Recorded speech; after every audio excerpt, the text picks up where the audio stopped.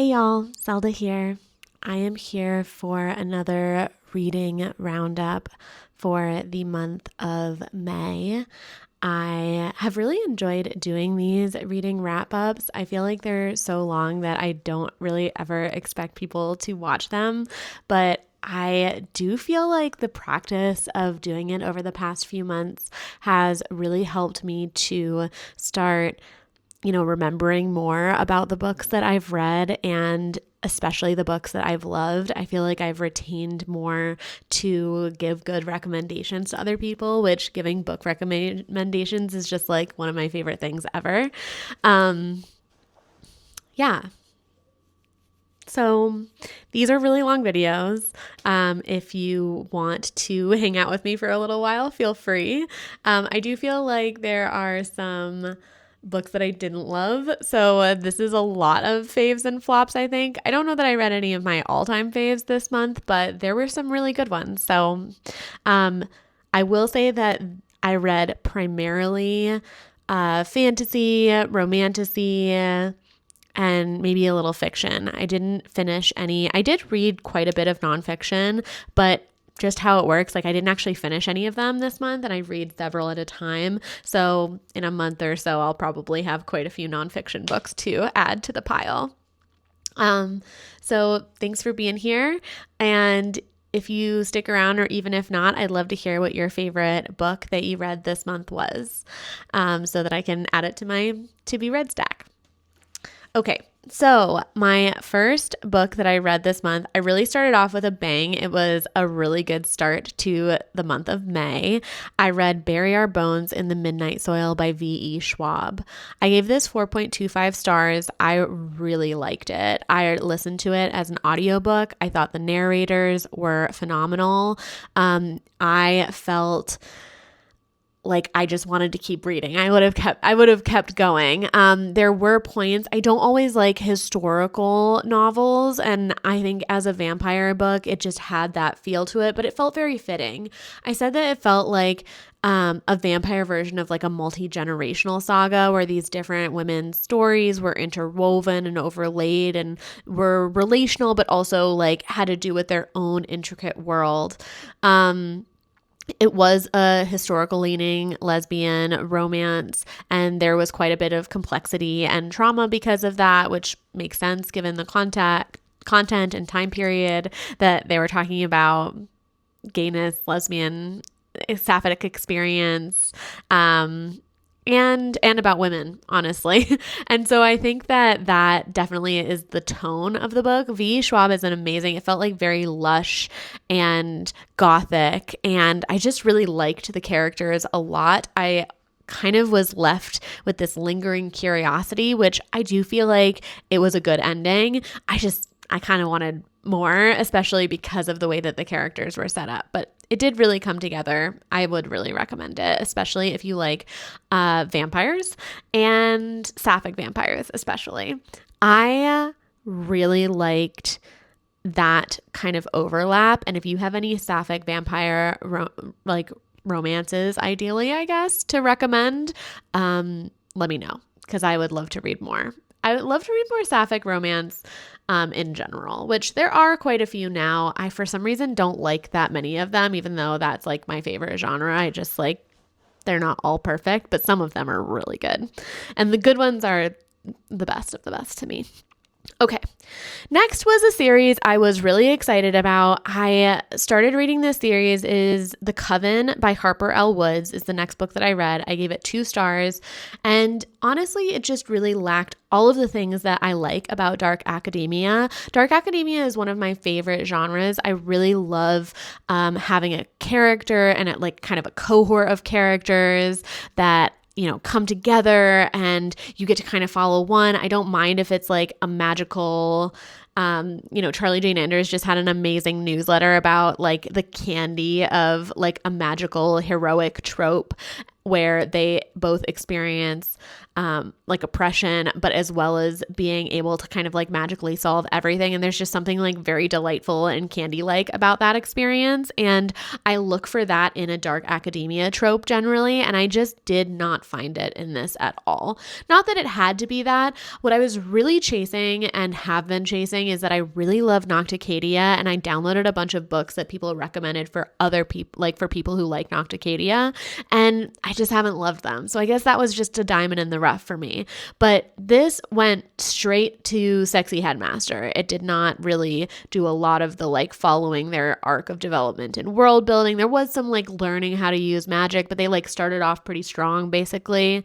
And yeah, I don't know. It didn't do it for me. The side characters felt like they were really close, but there was no like character development. I didn't really care about the characters.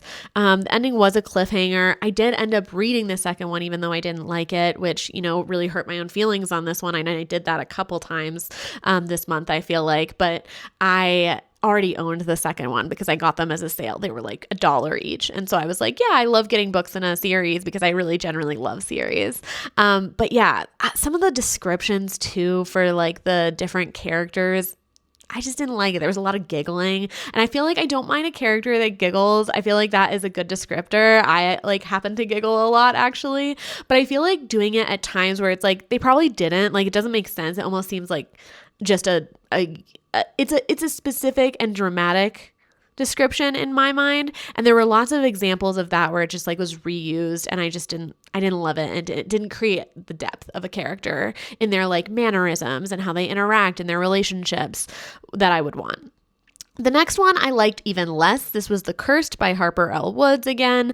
I gave it 1 star. I also think sometimes I am a little bit vindictive, I suppose, with my star ratings when I feel like I have been wronged by the Storygraph ratings. Like I've been led astray, as I'm like, it definitely didn't deserve that much, so I might rate it a little lower than I would have otherwise, which is probably unfair, but sue me, I'm human.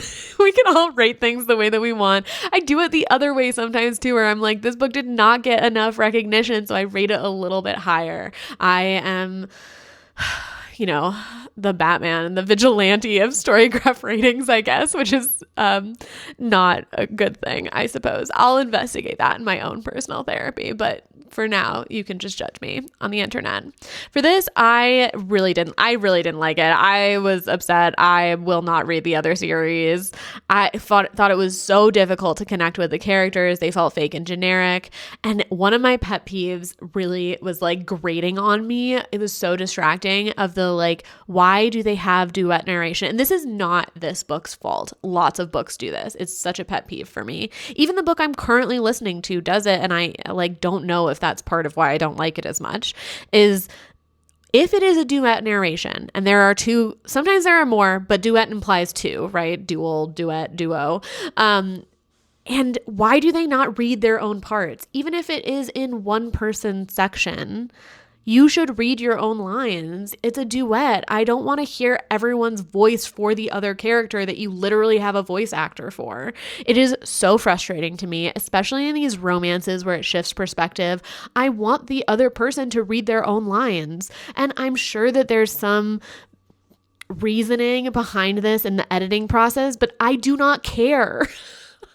Do it. If it's extra work, it makes such a big difference for my experience. I feel like just do it. I just want it done. I want the voices to switch off. I don't want to be taken out by someone's like, and there are exceptions to this. Sometimes someone's really good at the other person's voice. I like it even better than the other character. But honestly, then you didn't need both characters. Then you didn't need both voice actors. You could have just had that one person do it if they were so good at the other person's voice. So rant over. But that is a huge pet peeve. I don't mean to take it out fully on this, but it was very dramatically true in this particular book.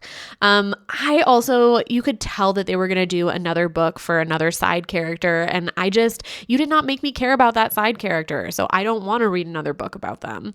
And so I just found it frustrating. I know a lot of people, I don't want people to come for me. If you liked this, like I say always, I'm glad it exists for people who like it. I'm glad that there are books out there for every kind of person, but gosh, it was just not for me. So, yeah. And the main character was just annoying to me to the end. The girl main character was just bugged me until the very end. So, okay. The next one I read was Burn by Suzanne Wright. Honestly, this was such a, like, it was better than the last one, but it wasn't really exciting or good overall. I don't have much to say about it. It was 2.5 stars. I thought the world building was pretty clunky.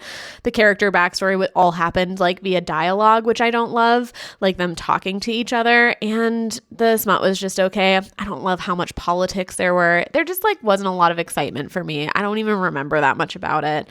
But it was better than the book I had read right before it. So perhaps there's that. I'm not going to spend much time on some of these ones that are just like meh for the sake of not taking up all of your day or mine. So the next series that I read, I really liked. I read the series by Rachel Gillig. The first one is One Dark Window. I gave that one 3.5 stars.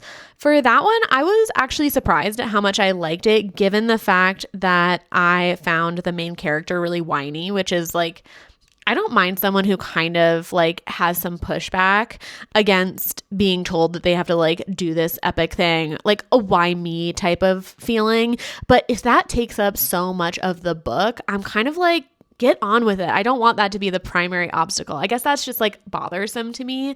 Some part of it is like, I think it can be relatable. I think people do have a lot of resistance. But for me, I think if someone was like, you have to do this epic thing, I'd be like, great, let's get to it. I mean, maybe I would resist a little. I'm sure I resist in my own life, but I just don't want to read that much about it. I don't want that to be the primary obstacle. And sometimes it comes off as the character being like a little petulant, and that just is really irritating for me. I don't mind it as like part of a character development. I actually think it's a pretty common character development. And when done well, I don't mind it. But I didn't love that at the beginning, but they still made it work. I really liked this person's relationship. So the premise of this book is that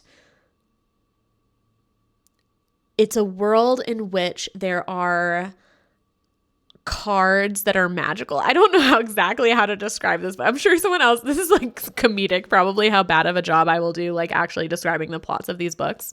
But it has a lot of lore. So there are all these like rhyming schemes at the beginning, this book of lore, and there is this main character, and there's essentially this like mist and this spirit and this king that makes a deal with the spirit of the wood, and the spirit gives him, he like makes all these trades for these different cards that have these magical properties.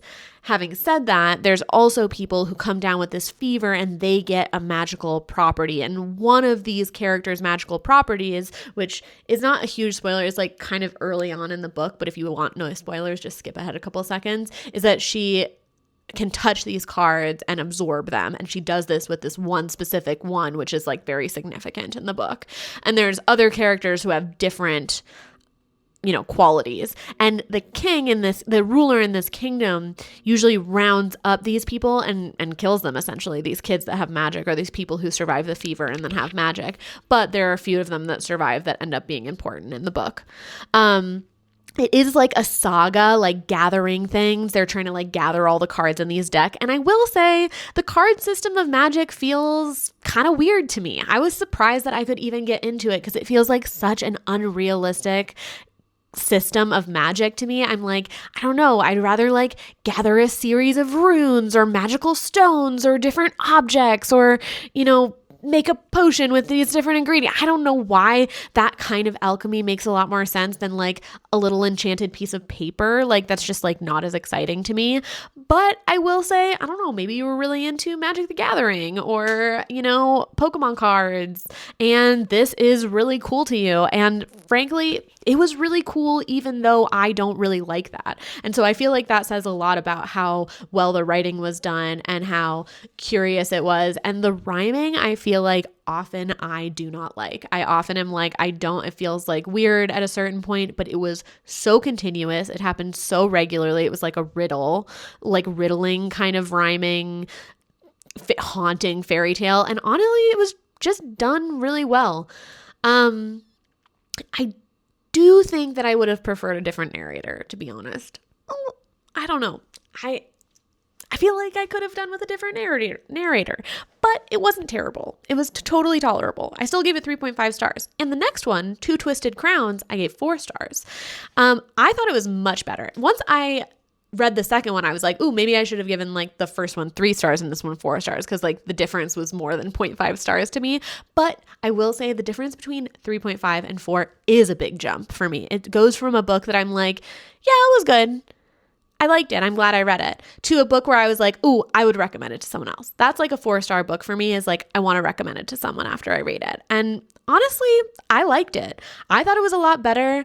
I liked the romance in this one better than the romance in book 1. They both had their own romance kind of. It's not like the romance wasn't present, but it did kind of like center on another character, which was an interesting choice, but I liked it. It wasn't like romance books where it's like a fully different book on a different romance. It just was a romance that got like zoomed in on, basically. And I really liked it. Elm and Ione were such a delightful duo. I also felt more connected to them individually as characters than I did to the other characters, even though I still liked the plot of the book. And I also found them less annoying than the main character in the first book, who I still in the second book found kind of annoying, but she was off. I'm not going to give spoilers if you haven't read the first one. It was a little slow. I was still the least interested in Elspeth. And I wanted Jesper's character to get more fleshed out. I kind of like Jesper's character. I was like interested in Jesper and like the guy who, I don't want to tell anything, but there's like another total side character. And I was just kind of like, Jesper, what's going on with you? Like, I want more info about you. She's brave. I liked her. The consequences of like nothing comes free, which is this like recurring thing through the books, felt a lot clearer in the second book, which I really liked. And I liked this kind of like breaking of generational cycles theme. Okay, so I would recommend those two. They came very highly recommended. I maybe didn't love them as much as other people seem to rave about them. I wouldn't say they're like my favorite books of the year, but I'm very glad that I read them, and I would recommend them, especially if people like certain things in books. Okay, the next one I read was Twisted Pawn by L.J. Shen. I gave this 3.75 stars. Honestly, this is the second one in the Bad Bishop. I don't know what they're called as a series, but I'm embarrassed, honestly, about how much I enjoy this world. I really like LJ Shen's writing. It is very like Game of Thronesy. It's a mafia world. So it is a mafia romance. And if you are like, I don't like mafia romances, don't go for this. It is violent. It is sexist. It is problematic for sure. There are a lot of content and trigger warnings. And this one in particular, there was a lot of like, there was a lot of interpersonal. There was like control and so many problematic things, but honestly, it just kind of does it for me. The plot is exciting. The sex is sexy. I just thought it was overwhelming. There was like one scene that I saw other people in the comments. I didn't think it was totally necessary. It kind of took me out of it, but also like it was in the world. I think some people probably dug it, and I don't care. I liked it. I thought it was good. I would read more of this world if there are more of these characters for some reason that can like have their romances. Fine. I'll go back into it with LJ Shen. So yeah, I also realized that I kind of like mafia romances in some ways because I do feel like they're kind of fantasy. Maybe that's a weird thing to say, but they feel like vampire novels to me, right? They're like aggressively violent. They deal with existential themes of life and death. The romance feels really intensive. There's a lot of like possessiveness. They don't obey by like the normal rules of society. And I don't mean to like idealize it because I'm not like a violent person and I don't tend to like violent media that much, but I do like vampire novels, and I just feel like mafia, it just feels very similar to me. A lot of power dynamics and like kink gets discussed, or like trauma incorporation happens, and I tend to like that kind of thing in a book. Hashtag my own trauma. So, I tend to like enjoy that kind of thing. And so, yeah, if that's not for you, this is definitely not a book for everyone. So I recommend it only if this is already your thing, or if it's something you're like actively exploring is like very dark romance that has a mafia theme. So okay, the next one, oh my gosh, wow. I really didn't like this book. I was so disappointed. I even have the second one, but after doing the Harper Elwood's duo, I like could not hurt my own feelings that badly by reading the second one after I disliked the first one so much. It was Lore of the Wilds by Analeigh Sbrana. I gave it 1.75 stars in part because there are certain things about representation that I did love about it. I love reading a character that has textured hair and having that be part of the book, but I really didn't like a lot of the writing. And specifically, I felt like there was a ton of like telling rather than showing. Like I did not feel immersed in the world. I felt like someone was kind of like describing a book that they read to me almost, where I constantly like the pacing was really weird. Like, why is there so much time talking about food? And then there's like a literal heist almost to like break someone out of like an enchanted queen's palace that takes like what feels like 5 minutes. And it just does not make any sense. And the person does not share with the other characters. And then I am told that she trusts them. But I'm like, but you're not sharing. You're not collaborating. I don't believe that you trust these people. And I just feel like that's frustrating to me. I feel frustrated as a reader in that environment. Lore as a character felt really unpredictable despite like saying she had feelings. I didn't feel the chemistry, the strangeness of time passing. The dialogue felt pretty stilted and awkward and unnatural. Yeah, I thought the twist was pretty predictable.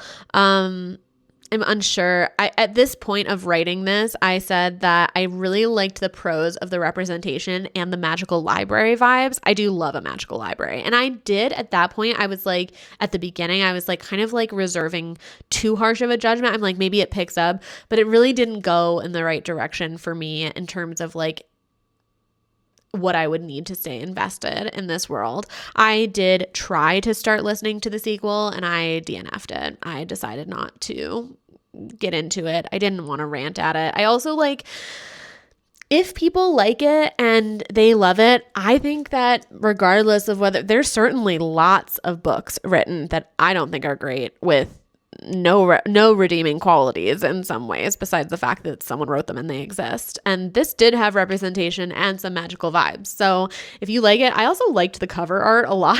It's one of the things that drew me to it, besides the fact that it like did come with pretty shining recommendations from a couple people that I saw online, or like quotes that I saw. So anyway, okay. Disappointing, but ultimately it happens. Maybe it just wasn't for me. The next one that I read, this was the book that I needed to restore my faith in reading after the previous couple books. It is called The Subtweet by Vivek Shraya. I gave it 4.25 stars. I found it in a little free library. How magical. And I picked it up from the little free library because I had another book to drop off there. And I read I Am Afraid of Men, I think is what it's called. Yeah, I think that's what it's called. I have it on my bookshelf, but I don't know if that's exactly what it's called, but I really liked it. I remember being like, ooh, I really like this writer. This is a book about it's like two trans women's perspectives. They're both musicians. One is like a very almost like avant-garde, underappreciated perhaps, purist. Reminds me of people that I went to writing school with, like very intense artist energy. And the other is like, yes, an artist and an academic, and also does covers and is just like a different type of creator. And there's like a little bit of snobbiness. There's a little bit of like the complexity of projection and putting someone on a pedestal. How we build a relationship while keeping someone else on a pedestal and not like relating to them in a very human way. I really resonated with the the humanity. Yeah, I said Neela's like uncompromising artistry that was like isolating in her own way, and Rukmini's relatable and accessible creative flow. I really liked this commentary and public reception that was like a really good lens for also like integrating some of this theory, like Frantz Fanon, that was the material for one of the records. Also, the book had an album that you can download and listen to, which I did, of the songs that are talked about in this, and how creative and fun. I just loved it. It was really delightful. It was really fun. It was after listening to like all of this fantasy, it just felt really nice to read a fiction book. I just had a really good time with it. Okay.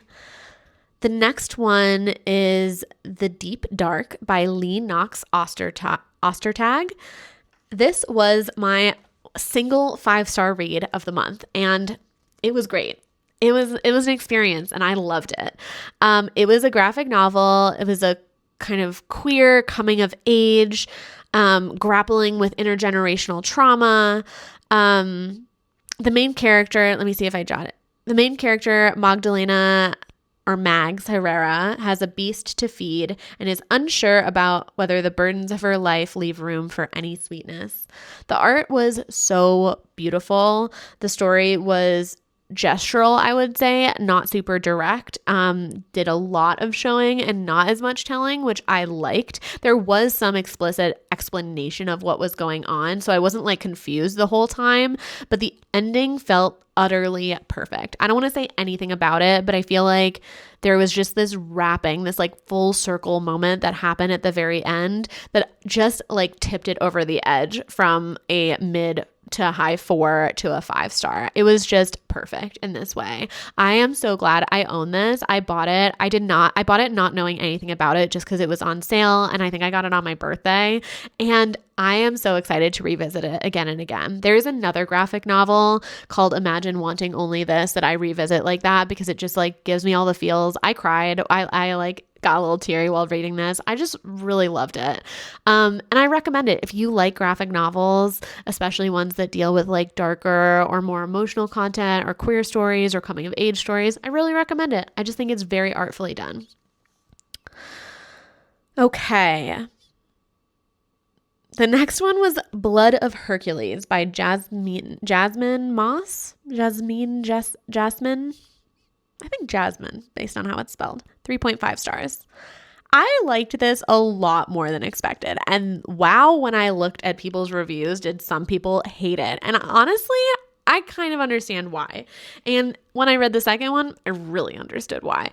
Because for some reason, this book just had me giggling. I giggled my way through. I thought it was funny. I thought it was really funny. I do think that it was like a little cringy. It was like very dated. But it was funny, and I don't mind that sometimes, you know? There are classic books that are dated, but they're still good. I'm not calling this a classic by any means. It felt like The Hunger Games, but lighter. It was a very slow burn. It was comedic. I kind of like the narrators. The main character felt really goofy to me. Because there was this like sleep deprivation happening. Essentially what happened is that there are these like Olympians, and I'm trying to remember what the difference between them are. There's Olympians and one other type of person. Chthonic. There's Chthonic and there's Olympians, and there's this like schooling, this kind of like Hunger Games situation where like people's like they take this test and they prick their blood, and they found out that this person who is an orphan who literally lives in a cardboard box, that's like the descriptor used again and again, which I thought was hilarious, and so many people hated it. And I kind of understand why after listening to the second book, because the same thing happened from this author, and it did feel a little bit like they were talking to themselves while they were writing, and they like didn't take those things out or make them cliff notes or anything, and it just like did get a little tedious. But in the first book, I don't know whether it was like the mood I was in, or I was just feeling silly, I guess. Maybe I was in a good mood after reading The Deep Dark, but it just really tickled my fancy, and I liked it. And I like the why choose. I liked that there was these different characters. I will say that people were like, oh, this had nothing to do with the Greek mythology, and like, Yeah, fine. Like, I feel like all books based on Greek mythology are basically fan fiction, and it was so sue me. They kind of are. And it's fine to do rewritings of things. There's nothing wrong with it. It's fine for it to be silly and not serious. Like, there's nothing wrong with that. So I really thought it was funny. I did think that the sex was really anticlimactic, like the spice, and it felt like it was sold to me. It like felt like it was written and sold to me as something that was spicy, but it was not really. And then that went on to continue into the second book. It was so funny in the first one. I also really liked the relationship between the main character and the brother. It was just like really endearing. I loved Nyx. Nyx was like my favorite character. I loved this really sassy snake that was like kind of like horny all the time. I just thought it was really funny, and the sleep deprivation was funny and whatever. The second one, Bonds of Hercules, which was the next one I read, I gave 2 stars. And all the things that were cute and quirky about the first book felt really tedious and disappointing in this book, I guess. Like, even a little like, oh, okay, you kept doing that. I really thought that the Achilles and Patro plot fell flat. And while I found the slow burn in the first book really appropriate, and I love a slow burn, I feel like they restarted the slow burn in a way that did not make sense. It felt like there was no spice. There was like all this talk about darkness, but the sex felt like really mild and uninventive and vanilla for me, based on the like setting and like the type of book it felt like. I won't be reading any more of these. I don't care that much. I also thought that in the second book the plot was different, where there was this different type of battle scene going on, and essentially they were having all these people battle that like I didn't know or care about, and it felt really boring. It was just like hard to get through. I just didn't like those like gladiator scenes, and I just found it kind of dull. So also, they had this like big reveal of the plot at the end that felt like, even though it was important, it felt kind of irrelevant, that I was like, okay, whatever. Like, I just didn't care that much. It wasn't like an exciting reveal, which is a bummer because I love a plot reveal. I love a plot twist. So yeah, didn't love it. Wouldn't read more of it. Okay, the next one was Enigma by RuNyx. I read this as a hard copy, and the book was beautiful. It had these like beautiful blue edges, and I really liked the feel of it. It had a nice vibe to it. I gave it 2 stars. It felt pretty exciting. I read it quickly. I read it in like a night and next morning, I guess. I liked the tension between Casimir and Salem, the main characters. But this book also had a lot of telling and not a lot of showing. The pacing felt really off, which meant that the end felt like really speedy, and the writing didn't feel super great. I will say, particularly because of how nice the physical book felt, I didn't mind having read it. Also, I am a lot more tolerant of reading books.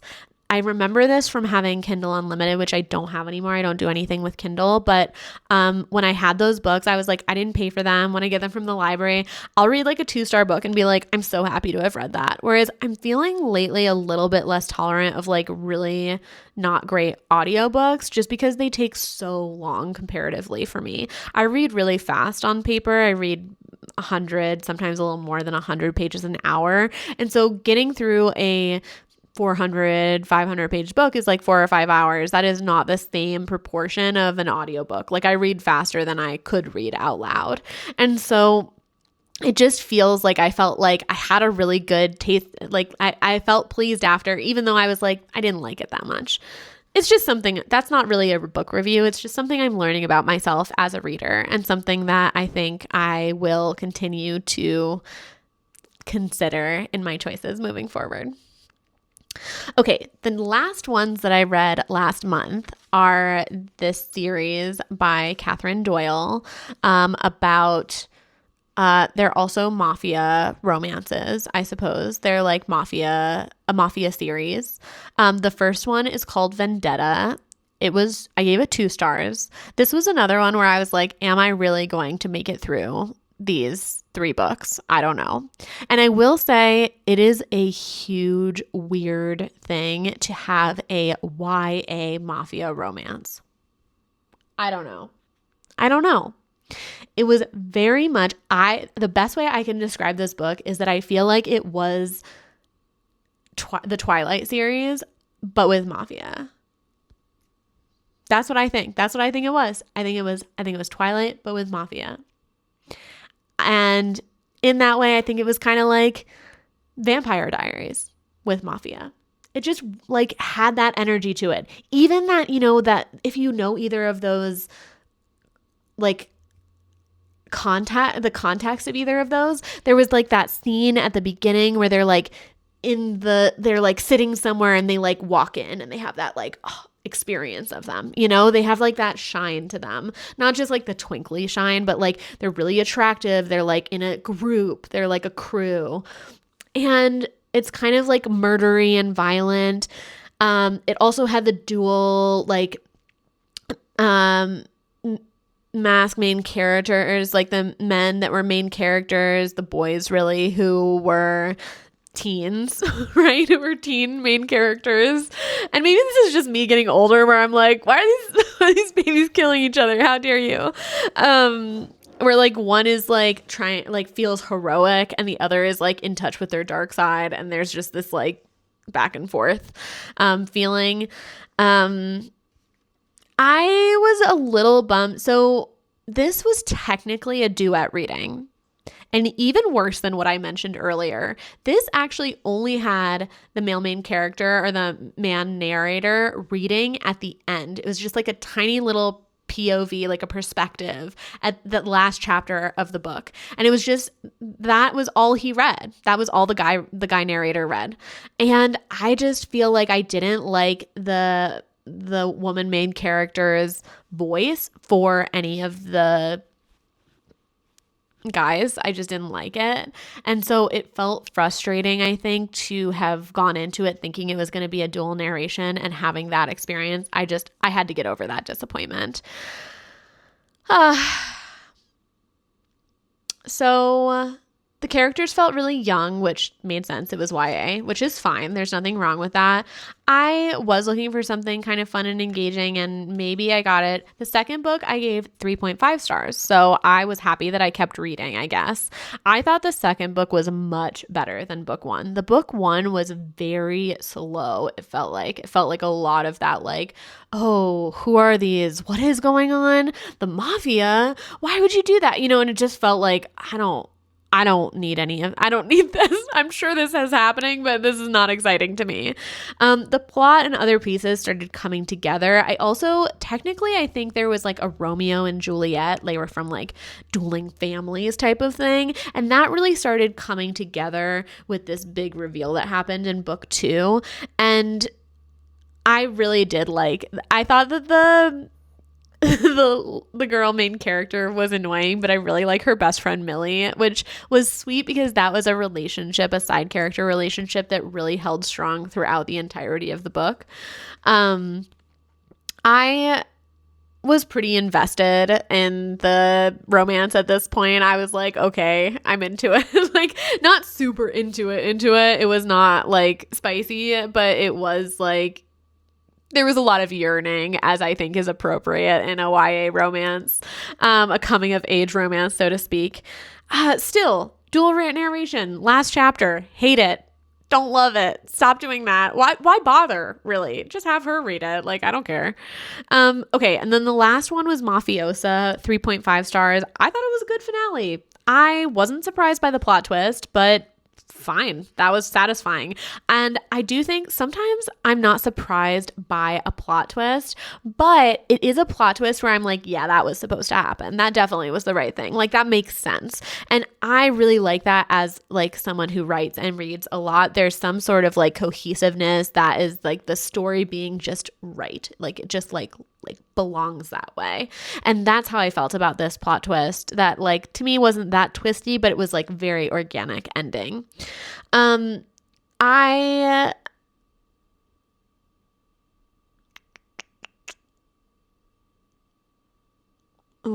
am I reading? Oh yeah. I'm really happy that the characters, including Millie, was involved in the happily ever after. I thought it was really sweet, and I I like that even though there was a bit of like a love triangle in this one, and all of the people in the love triangle got kind of like their own happily ever after, which I really enjoyed. It was a satisfying enough conclusion that if it is on sale and you are a fan of the genres, like you really like Twilight, like that's your jam, and you would like a mafia version of that, I would recommend it to you. I would. I don't know how much I approve of that as a general genre for teens anyway. Like, I think teens, I read whatever I wanted as a teen. They're going to do whatever they want. They have the internet, you know? So I just feel like, yeah, whatever. But I do think, like, as a genre, it's kind of a weird choice. Having said that, it was kind of fun. It was kind of a fun and engaging experience. And it certainly wasn't the worst book I read this month. So there you go. So that is all of the books that I read in the month of May. There were a couple really good ones, all stars. I really loved The Deep Dark. That was definitely my favorite. I really loved Bury Our Bones in the Midnight Soil. I embarrassingly really liked the LJ Shen one. You know, not that there's anything wrong with that. I think that we all can investigate the things that we like that make us feel a little cringy inside. But I am excited. I'm more excited even about the books that I've already started reading. I've read some really good, I've started reading last month, and I'm currently still reading some really good nonfiction books that I'm excited to share. And yeah, thank you so much if you do watch these or if you hang out. I would love to hear, like I said, your favorite books of the month, or whether you agree or disagree with any of the books that I shared my star ratings. I am so open to conversation. These star ratings are intentionally subjective. I do not claim to be the authority on whether books are good or not. These are all just my opinions and preferences, and a fun journey that I am having in thinking about the things that I read and sharing them with you. So thanks so much for being here. I hope y'all are doing very well, and I'll see you next month or before then if you watch my other videos. Bye.